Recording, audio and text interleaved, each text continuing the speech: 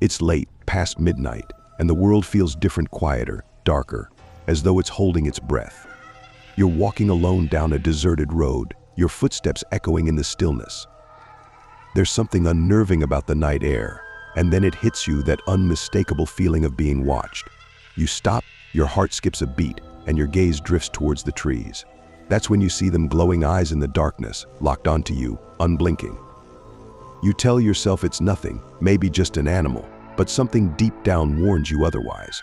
Those eyes, they don't move, they don't blink, they just watch.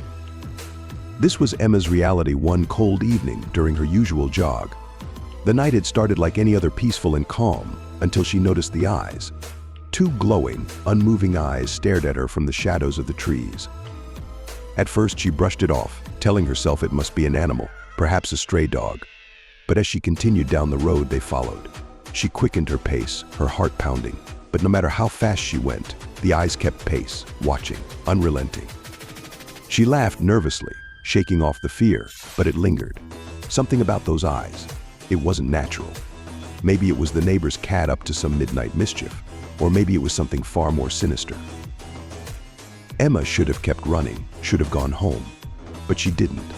Something about the eyes drew her in, curiosity gnawing at her. She stopped, staring into the dark, hoping to see what was lurking beyond those glowing eyes. Her logical mind screamed for her to leave, to get back home, but her feet stayed rooted to the spot.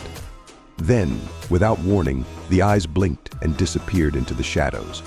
The silence that followed was deafening.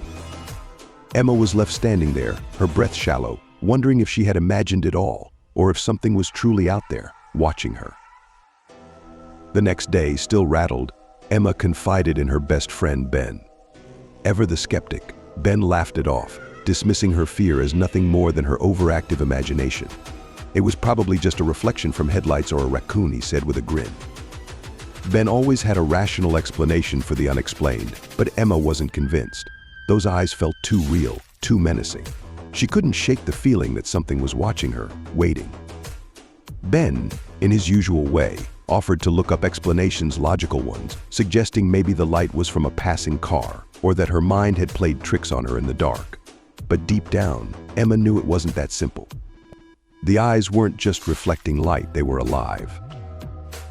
That night, as the sun set and darkness swallowed the world once again, Emma found herself drawn back to the same road. She tried to resist, tried to convince herself that there was nothing out there, but her feet carried her back. She needed answers.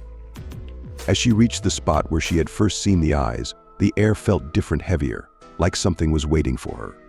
She stood there, heart racing, scanning the trees, the shadows. And then there they were again. The eyes, glowing, unwavering, closer than before. Emma froze, her breath catching in her throat. The eyes were watching her, daring her to come closer. But this time, there was something more, a shadowy figure, barely visible in the dark, standing just behind those eyes. Fear coursed through Emma's veins, but she couldn't move. Her mind screamed for her to run, but her legs wouldn't obey. The figure in the shadows stepped forward, its presence heavy and cold, suffocating. The eyes never blinked, never wavered, as if they were pulling her in, deeper into the darkness. For a moment, Emma thought she might be losing her mind. Was this real, or was her fear distorting reality? Then, just as quickly as the figure had appeared, it vanished, swallowed by the night. Emma stood there, trembling, alone, but the memory of those eyes burned into her thoughts.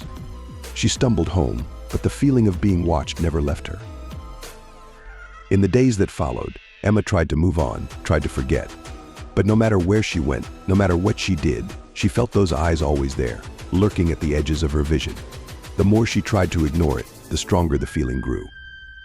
One night, as she sat alone in her living room, trying to push the memory from her mind, something outside the window caught her eye. She turned slowly, her heart hammering in her chest.